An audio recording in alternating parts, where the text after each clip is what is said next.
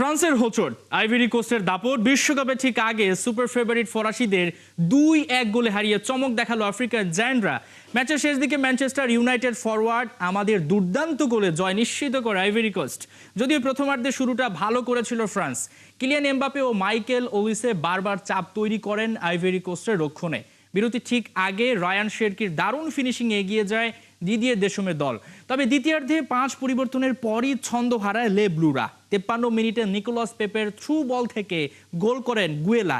এরপর 84 মিনিটে তার ক্রস থেকে জাল কাপান বদলি নামা আমাদ। বিশ্বকাপ বাছাই পর্বে 10 ম্যাচ অপরাজিত থাকা আইভরি কোস্ট এই জয়ে নিজেদের আত্মবিশ্বাস আরও বাড়ালো।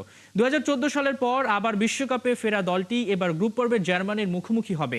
অন্যদিকে ফ্রান্স বিশ্বকাপ অভিযান শুরু করবে 16 জুন নিউ জার্সিতে সেনেগালের বিপক্ষে। তার আগে সোমবার লিলে উত্তর আয়ারল্যান্ডের বিপক্ষে মাঠে নামবে দেশমের দল।